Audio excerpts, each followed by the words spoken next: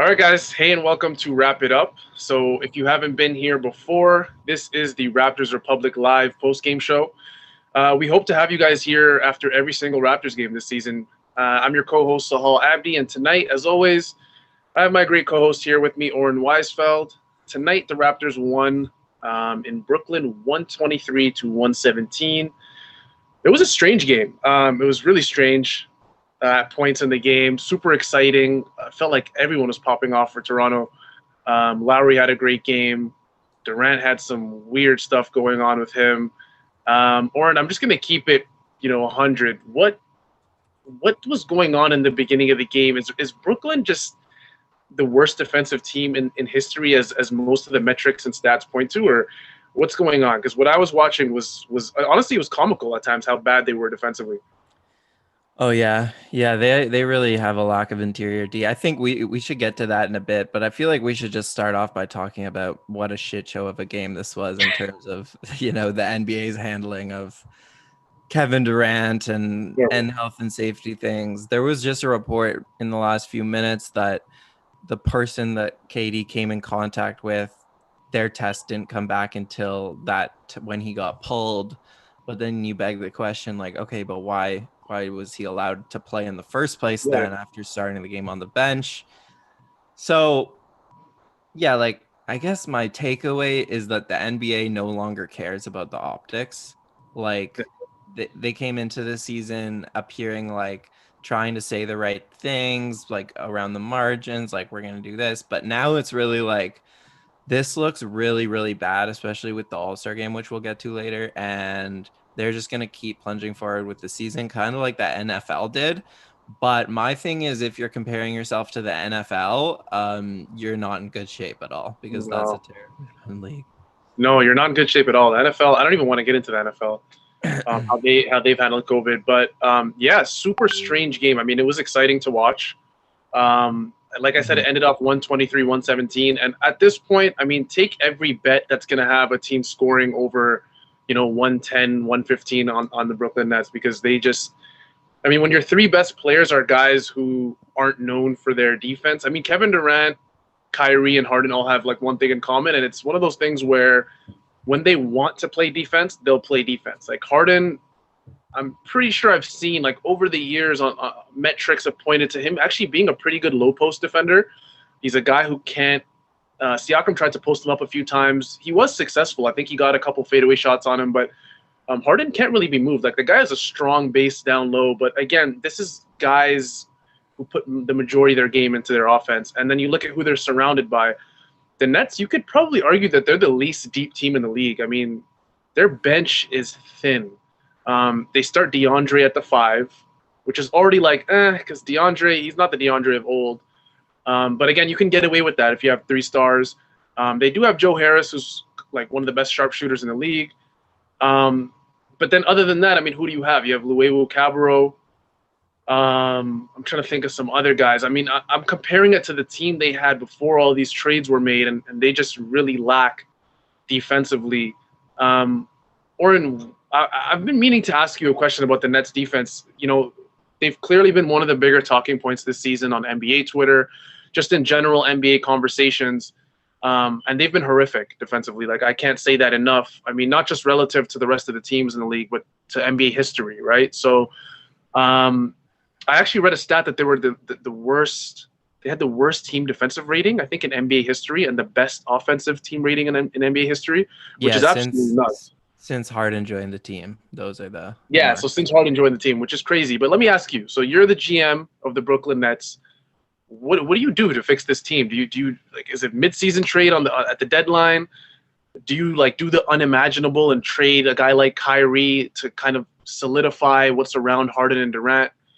Do you just stay put and just hope the team chemistry grows? What do you do? You're the GM. What do you do? Yeah, I was thinking about this today randomly because I'm a loser and I think about these things. Yeah. But yeah, like losing, you look at the deal they made for Harden, and basically they traded, um sorry, his name is slipping me, Afro guy. Oh, Jared Jared Allen. Allen.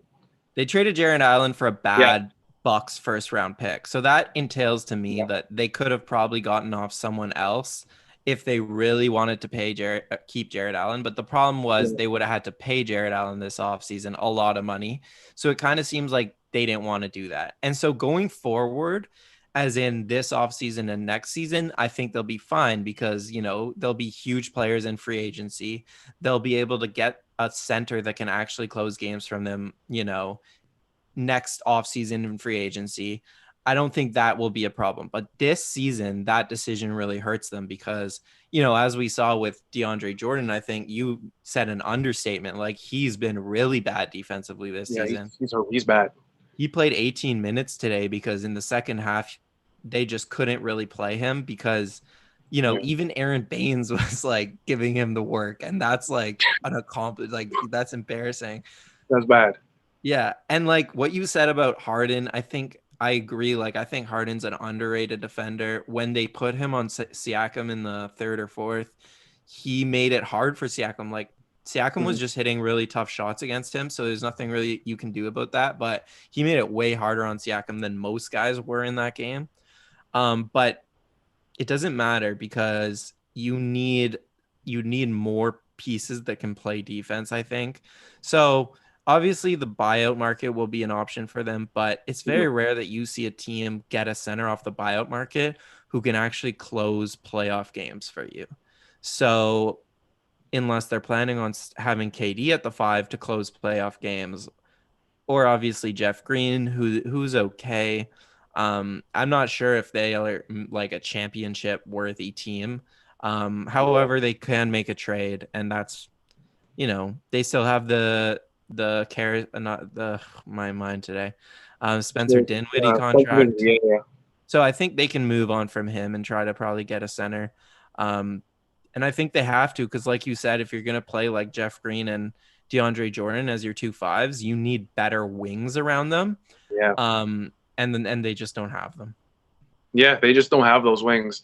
I want to dive right into the game in terms of some of the Raptors on this team, because honestly, Oren, I was worried about this game. Like, all week, I was really worried, not just because it's the Brooklyn Nets, Harden, Kyrie, and KD, like, the 3 boogeymen of the league. It's not necessarily that. You could argue these guys are probably the most talented offensive players we've ever seen in this league's history. Like, you can make that argument for all 3 guys in terms of the bags they have. Like, Kyrie can do absolutely everything on the court. One of the best finishers, I think, in league history, not just now.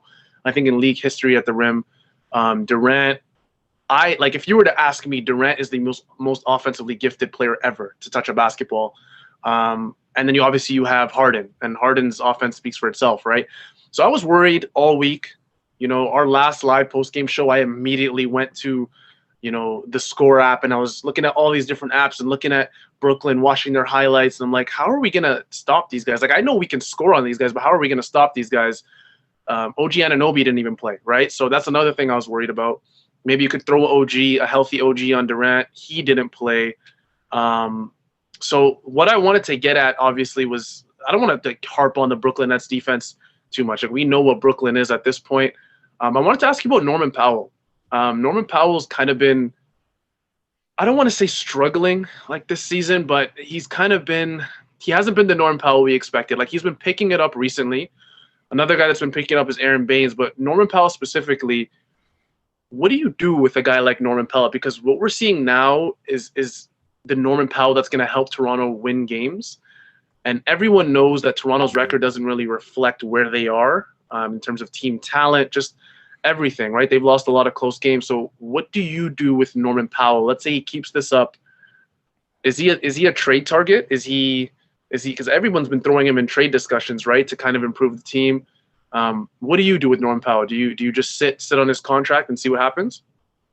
Yeah, no, that's a good question. Like, I hate to talk about trades right off the bat because I want to just highlight first off that Norm had a really impressive game, and especially on the defensive end.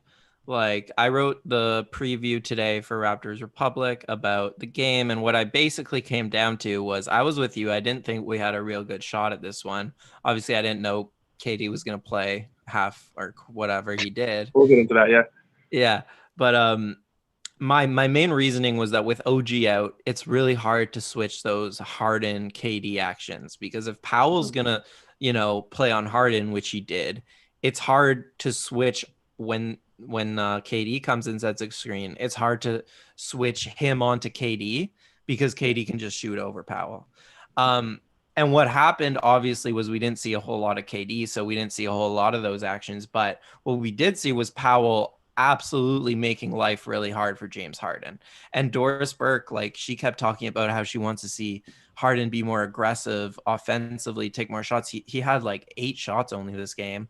But that's credit to Norm, and it's also credit to just like really guys like Boucher who impressed me. Like, they were just sending doubles at Harden, but really smart doubles, like showing Boucher on the pick and roll, but then like he stunted when it was right and then got back to his man who was like Jeff Green, and like he just played really smart, which is not something we saw last season from Boucher in the pick and roll defense.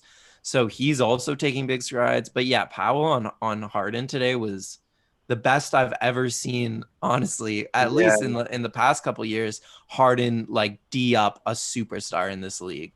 So yeah, like trade talk, I still think he will be a piece that the Raptors will shop only if they can upgrade like dramatically in the future. But credit where it's due, he's really helping them win games right now. Yeah, I mean, Norman Powell, like I was looking at his season stats, he's at 15 points per game, couple rebounds and assists. He's shooting 41% from 3. So that's like, it's not necessarily doomsday for Norman Powell this season. Just around like that 14 to 17 mark is probably what Toronto was expecting this year. And he's at 15. So, I mean, he's shooting 43% from the field overall. That's about standard for a high scoring guard or a high volume guard. Shoots obviously very well from the free throw line as per usual. So Norm is a guy that I'm not necessarily concerned about. And I don't want to look too much into the future because, like we said, we're trying to focus on this game and what Norm brought to this game. And like you said, like this is possibly the best Norm we've seen all season. I mean, he just looked so active. That one play at the end where he threw that turnover, like way at the end of the game, Joe Harris picked it off. And then immediately he goes and taps the ball that Joe Harris tries like whipping to James Harden. And Joe Harris knew that was a mistake. I mean, it was just like one of those panic moves in basketball where you get it and you're just trying to hand it to the superstar immediately. Probably shouldn't have done that. Whatever, he got fouled. Lowry landed on his head. I thought I'm surprised Joe Harris got up so fast when Larry landed on his head like that. But hit the couple free throws. I mean, he did what he had to do. But again, Norm was just active. Like that play was not necessarily a great play by Norm, but it just proved how active he was. Like he didn't think, he didn't complain about that play. So Norm, I think, had a great game. And the other thing real quick is that he was smart too, on top of being active. Exactly. Like James Harden's a really hard guy to defend. James Harden knows how to draw fouls. He knows how to draw them, driving, and he knows how to draw them shooting this 3 or the step back. And Norm just wasn't biting. Like that's usually something you see from Norm, is those bites on the pump fakes and him getting into foul trouble when he has to defend like superstars, and just really high IQ game from him. So if he can keep doing that going forward, that's a huge plus. Yeah, for sure. It's a massive plus for Toronto. And you've kind of seen that as guys like Norm Powell, Aaron Baines, these guys have all stepped up their game. Toronto's been a much harder team to play against. I mean, earlier in the season, it was kind of like, why are we struggling with the Kings? Why are we struggling with this team and that team? And now you see, like, Brooklyn is, no matter what how bad their defense is, they're probably going to get far in the playoffs just simply off of star power, right? So for the fact that Toronto can come out with a win, again, they didn't have Durant. It is what it is. You can only play the team in front of you, right? So, but this was a really good win for Toronto. I believe, is it their 3rd win straight, Orton? Yeah. Yeah, so that's their 3rd win straight. One guy I also wanted to talk about for sure. Like, we have to get into Pascal Ciaco. So Pascal Ciaco was aggressive. Like, you could tell in the game plan that Nick Nurse, whoever is explaining the game plan to Pascal Ciaco, I apologize, they told him to attack Durant every single opportunity that he had. And Durant kind of took that as like, me? Like, I know I got that, torn Achilles a couple of years ago, but like, you're not attacking me. Because like I said, when Durant turns it on, he's still a pretty damn good defender, right? So Pascal attacked him and attacked him and attacked him. And he started off the game 2 for 9. but he was missing a lot of gimme shots. Like he was missing some hook shots that he usually makes, some floaters that he usually makes. Some things were rimming out. What did you think, Oren, about Pascal Siakam's game? Like we've seen Pascal improve like crazy these last few games. Is this the Pascal that we've kind of been expecting? Yeah, man. Yeah. So first, I'm just hit on the Raptors real quick. I felt like after that Orlando game, it was just such a feel good game for them. And like people will debate you on momentum in the NBA. I happen to believe that teams can actually kind of have those feel good games and build off them. And today it felt like if there was hope to beat the Nets, it was based off how good they looked against Orlando, how quickly they figured them out, and just how much better they were playing together as a team. They looked happier, they looked more together. And I thought that really carried over, and like that was nice to see. I think the Raptors have turned somewhat of a corner in this season. I think we're not going to see any more or too many more of those like quarters where you're just watching them and are like, which team is this? Yeah. So Yeah, no, yeah, like what's going on? Like sometimes I'd watch the Raptors this season, like this isn't what we're used to, So, but yeah, yeah. And so that's nice to see. In terms of Siakam, yeah, like we've seen this before against Brooklyn's interior D, and that's kind of why this was such a big game for him. This was a big not just opportunity, but like this was kind of a make or break thing for him. Not to say that like it's that dramatic, but he needed this because big men have been eating against Brooklyn all season. Bam put up a career high against Brooklyn like a week ago because they do lack the interior D. And like you said, the game plan was to get inside, and he has that in his bag. So I'm not all that surprised. His passing has improved dramatically out of the post. He's doing the right things when he's getting doubled, and that just makes it so much easier on him and his teammates. Like the Raptors had no problem scoring today, which is not something we've seen very often from this team, and I love to see it. I love to see the aggression. I love that he wasn't settling for threes. I think in general, I would actually like to see Siakam keep shooting threes because we know it's a shot he can make, and when he does eventually, it's going to open up the floor for everybody. But against a team like Brooklyn, it's not what you want. You want to just get inside and go at KD, go at Jeff Green, go at like DeAndre, because that's the help, and those guys are not necessarily quick-footed and they're not going to get there quickly enough. And if you're going one-on-one on Siakam in the post, it's just like we saw, you're going to probably lose. Yeah, you're probably gonna lose. And for us, it's like it's gone to the point with the Raptors fans where it's kind of like hold your breath when Siakam posts up. And now it's gone to the point where you expect Siakam to make every basket down low because you saw the Nets. Like it's a big move from Steve Nash, who's the head coach of the Nets, to kind of just trust Harden, who's I believe Harden's what 6'4", 6'5". Siakam has to have 4 or 5 inches on him. And like I said, like Harden's well known across the league as a pretty good, post defender, but to throw him on him late in the game and then for Siakam to eat him up a couple times, I mean, that's a big move by Steve Nash, but he was okay with it. I wanted to get into one more player before we get into other things, and that is Aaron Baines. So Aaron Baines, I think, obviously he had a little bit of foul trouble, but early in the game, he looked pretty good. And I'm not just saying that because he's finally starting to hit his shots again, but Aaron Baines, to me, has become the guy that Ujiri, Raptors fans, the team, organizationally, everyone thought that Aaron Baines was going to be. Like, this is the guy that we expected. This is the Baines we expected. Do you think Aaron Baines has kind of earned that starting role at this point? Because a lot of people were clamoring for Chris Boucher all season long. People are still clamoring for Chris Boucher to start. Do you think Aaron Baines should hold on to that starting role until he really messes up? Or what do you think is going on with that center position? Yeah, I like him with the starting group, definitely more than Boucher. I think in an ideal world, the Raptors get an upgrade at their starting center spot. But Baines has been good enough and only getting better. He does the things that they need him to do, which is, play good defense, be positionally sound. He's starting to knock down some threes, which spaces the floor and makes things easier on a guy like Siakam. And he sets really, really good screens. And I was never in the Boucher camp personally, because not because I don't like him, just because I like his fit off the bench, he's a high usage player, right? So it just makes more sense for him to come off the bench and play with these guys like, Bembry, Watanabe, Johnson, who aren't real offensive players. On a guy and, like Siakam. It makes more sense for Boucher to kind of eat up shots with those guys rather than play with the centers when there's just better options. So I don't have a problem with it. I think Baines is who he is. He is getting better. He's like learning the system. He, he's getting his like feet back under him for sure.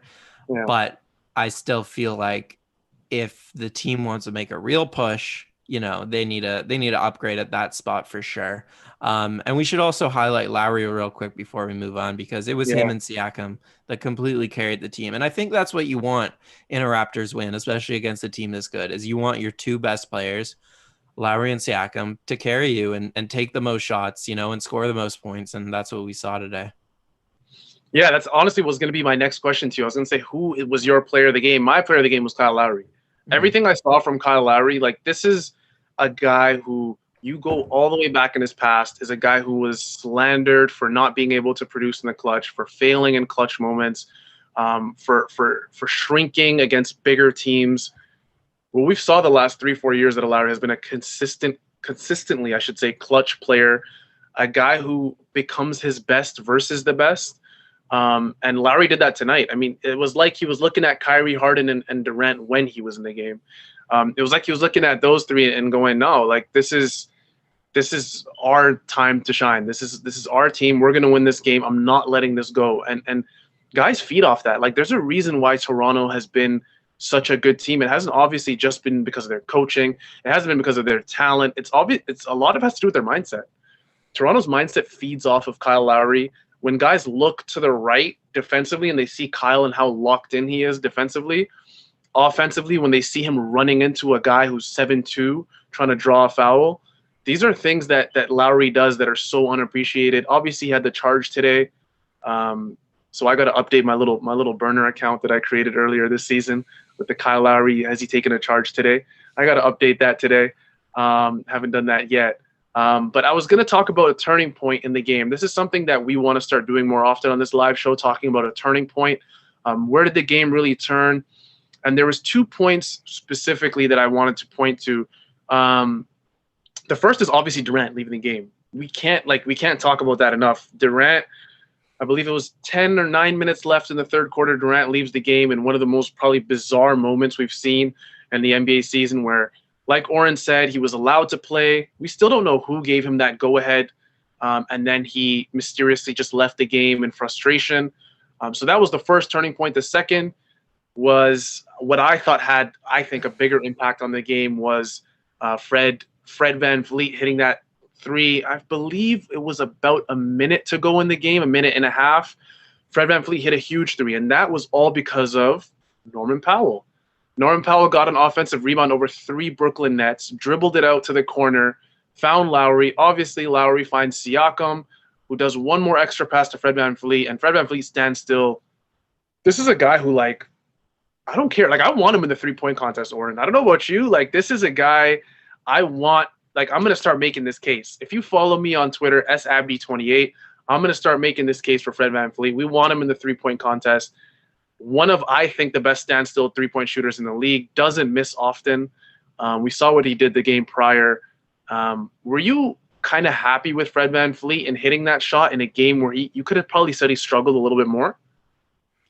Yeah, man, that felt like the dagger to me. Yeah.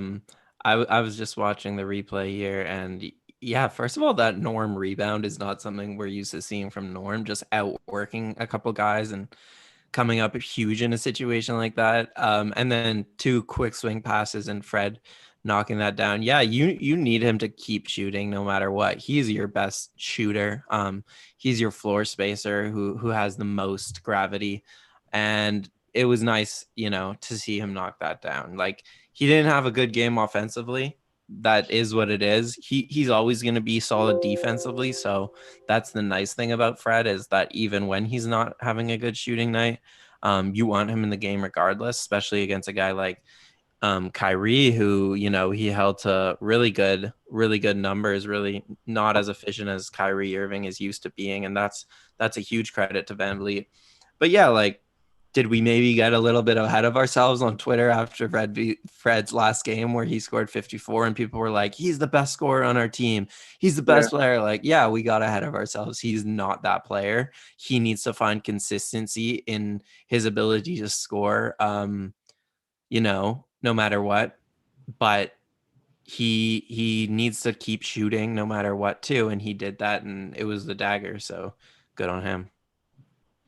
Yeah, for sure. I just wanted to get into very quickly. I wanted to thank one of our supporters for this live post game show. There should be an ad below, I believe us. His name's Arif Qureshi. We really want to thank Arif Qureshi for supporting the show, for being one of the sponsors of the show. We appreciate it, Arif. We know he's a big Raptors fan, so that's big on him. But Oren, did you want to get into a specific point of the game? I know you wanted to point at, I believe it was a Norm Powell defensive possession. Was it? No. Okay. It was actually ended in a Boucher dunk, but yeah, like, so this is another segment. Way off. So this is another segment we want to introduce, kind of two things every week that is kind of using our platform, YouTube, to the best of its ability, because, this isn't a podcast. We have video. So we think this is a good use of it. So I'm going to highlight like a different play every week, whether it's like a cool X's and O's thing that I saw, or just like a great dunk, or like in this situation, just great ball movement. Because yeah, just different cool things. So in this play, it was basically just Kyle Lowry being incredibly active, and then DeAndre Bembry kind of being that second playmaker who, the Raptors haven't always had off the bench in the past. And he's really found his role in this play on this team, making these exact type of plays where he cuts in after Lowry drives, Bembry cuts in from the corner.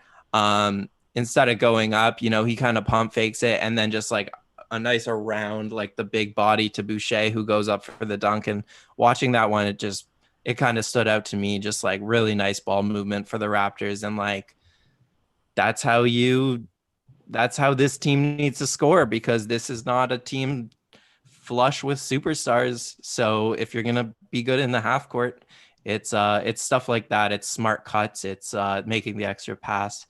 So that was that's the play I wanted to highlight. And one thing I wanted to quickly mention about Chris Boucher, who's a guy that has been probably one of the most mentioned Raptors since this season started, just in terms of his improvements in his game. His three-point shot has been astronomical. I think they said, I was watching, the U.S. stream, and then I was watching it live on TV as well. But because it was a national game, obviously I wanted to hear the legendary Doris Burke kind of commentate that game. But I believe Boucher was shooting 45% from three, which is absolutely insane for a guy like Chris Boucher. I want to mention one thing about Chris. We know that he brings elite shot blocking ability. He protects the rim really well. Later on in the season, Oren, once we hit that playoff, you assume the Raptors are eventually going to get there, right? I want to pump my brakes a little bit, but in a hypothetical playoff scenario, are you closing out the game with a Boucher, or are you closing out a game with Aaron Baines? Are you doing a very small five with Pascal Ciaco? Obviously, it does depend on the team they are facing, but what's your go-to closing lineup in terms of the front court? Yeah, it's a cop-out answer, but I think it's going to be really matchup dependent. Honestly, across the East, like, I think so many teams could come out of the East or go to the Eastern Conference Finals depending on who they match up against. Yeah. But that's the reason I kind of said that the Raptors need to upgrade at center, because it would be really nice to have a guy that could close out series regardless. It's the same thing that the Nets are missing, I think. And the reason I say that is because look at the 2020 bubble playoffs, right? The teams that went the furthest had Bam Adebayo and AD and, Jokic. And that's just like those type of centers who can stay on the floor no matter what the scheme is, are so important in the modern NBA, because teams are really smart offensively, and they kill centers who even have one bad thing in their game. So I think, yeah, it'll be matchup dependent if this is their thing. I think some, and not just matchup dependent, it'll also just be like who's hot and who's not, but with that being said, I think this team's identity is small, so I would lean towards Boucher or Siakam / OG closing more games at the 5 than I would Baines, because the Raptors just, Baines is fine, but he's never going to be the better center when you're going up against an Eastern Conference opponent. And you have just way more things you can do when you're small. The Raptors have the highest turnover percentage in the league. They're turning opponents over the most because they play so small, because they play so many quick guys who are smart and good on defense. So I think that's where I would lean. Like, I remember reading Will Lew's 5 bold predictions or 8 bold predictions ahead of the season, and he said that the only Raptor center who would get rotation minutes in the playoffs would be Baines. And this isn't to shit on him, because I agreed. I thought that was also probably what I expected going into this season, but Boucher has just improved so much on both ends of the floor, which we saw tonight, like defensively, just like being really smart against some of the best offensive players in the league. So I think he actually has gotten to a point in his career where he really can stay on the floor against most schemes. And so yeah, that's where I would go. How about you? Yeah, and that's one of those things where it's like, if Boucher, you obviously you kind of look at it like an anomaly. Like, you expect Boucher's 3-point percentage to kind of level off as the year goes along. But I mean, we're quarter into the season, 30% into the season. Like, as long as he's shooting it this well, and as long as these opposing big men are giving him that shot, it opens up the game so much more, not just for him, but for the rest of Toronto. Like, it makes those guys step out. The lanes, the driving lanes get created for guys like Lowry, Van Vliet, Powell, obviously Anunoby. When he gets back, the cutting lanes for him. Boucher has become a legitimate 3-point threat for Toronto, and that's something that not a lot of people honestly were expecting, maybe other than Chris Boucher. Everyone was kind of expecting Chris to take that big step up. No one expected it to be this big. So kudos to Chris Boucher and how much he's improved this year. He's looked like a real MIP candidate. Obviously, as long as he gets the opportunity to play every night and play extensively, he's looking like a real MIP candidate for the rest of the year. One more thing, Oren, that I wanted to get into is the Raptors in terms of their coaching. So Nick Nurse obviously was going up against a first-timer in Steve Nash. This is a guy in Steve Nash where it's kind of like he's kind of in that Mike Brown situation with the Cavs, that Steve Kerr situation with the Warriors, where it's like no one's really giving him credit when the Brooklyn Nets win because he coaches 3 All-Stars, 3 superstars, I should say. What did you think about the coaching advantage that Nick Nurse kind of had over Steve Nash? Did you think it was significant? Did you think it really mattered as much? What did you think about that little coaching tail of the tape between those 2 guys?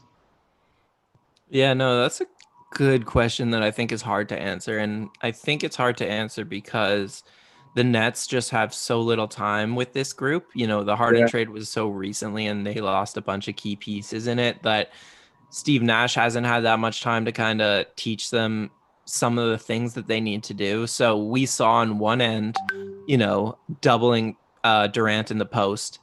But the difference is the other players on the weak side were much smarter with the rotations when the Raptors are involved, as opposed to when the Nets doubled Siakam in the post, a very similar play. The Nets just they didn't really know what they were doing on the weak side, and that led to a bunch of early on in the game Siakam just finding Baines or Boucher over the top inside for a dunk. So I think it's a little bit of both. I think it's Siakam like learning, just getting better at reading the floor and finding passes, and B, the Nets not having so much time to play together, and kind of know what to do when they double a guy in the post and where you should be if you're like on the weak side. But So I think I can't really judge that until later in the season. Would be my answer. Yeah, and that's a fair answer. That's a totally fair answer. I think Steve Nash is in one of those situations, like you said, where he's kind of just. I mean, he has a system. He has really good coaches around him as well. Mike, we didn't talk about Mike D'Antoni, who's like his right hand man. That bench is crazy. Yeah, like the guys he got around him is stunning. Not just in terms of the name value of those guys, but the fact that Steve Nash could actually acquire those guys and get that like beyond the finish line. I mean, I was personally shocked when he got Mike D'Antoni as an assistant coach. So Mike is obviously their offensive kind of big brain guy. And then I believe they have Ime Udoka as an assistant coach, who's has a long history with Greg Popovich as his assistant coach.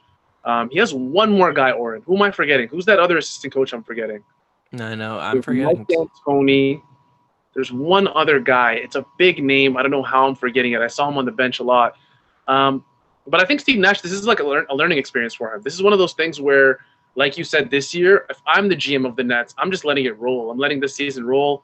Gonna try getting these buyout guys left, right, and center once the trade deadline hits. If you find a trade that really works out for Brooklyn, you take it. Are they gonna be a finals team? Are they gonna win the finals? Probably not playing defense like that. We'll see if they can turn it up a little bit. Toronto obviously has different expectations.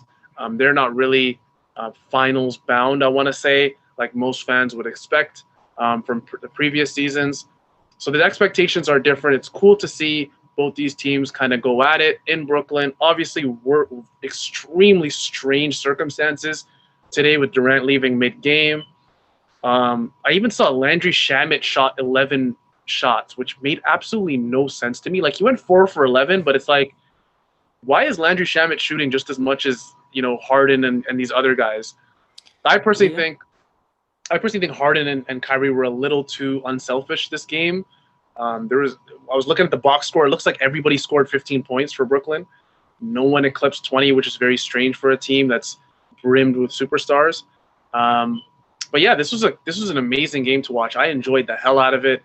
Again, the Raptors won the game 123-117. Oren, did you have anything to add at the end of this before we eventually head out of here?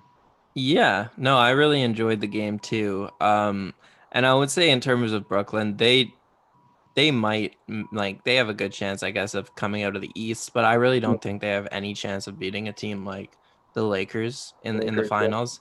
So I think they need at least a buyout guy or a trade guy, because when you talk about playing small, people keep saying they'll just play Durant at 5. That's how I think of people. They'll just, but this to do that, you had Draymond Green last year at the 4. That's the difference. Like, you don't have Toronto can play small because they have Siakam and OG in their front court. It's so hard to play small if Durant's at the 5 and there aren't like really good wings surrounding him.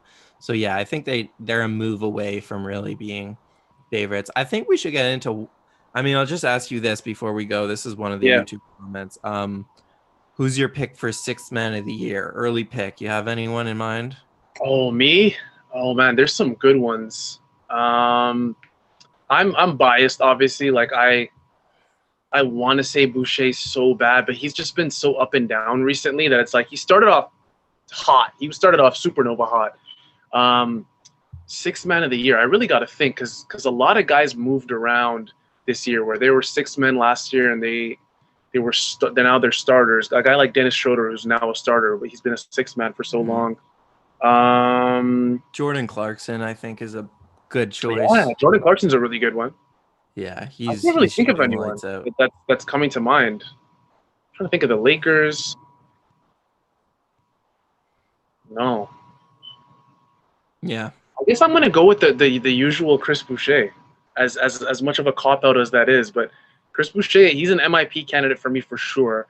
In terms of 6th man, I think he has to. If he's an MIP candidate, he's one of the best bench players in the league. So yeah. I'm gonna go with Chris Boucher. A little bit of a cop out, guys. I'm sorry for that, but no, I think that's a good answer. I think MIP, he has a way worse shot at winning that, because I think MIP, if you're asking me, I think Jaylen Brown is the guy who's at the top of that race. Like, he's bumped up his scoring dramatically. I think 18 to 27, and that's the hardest leap you can make. So to me, he's the guy.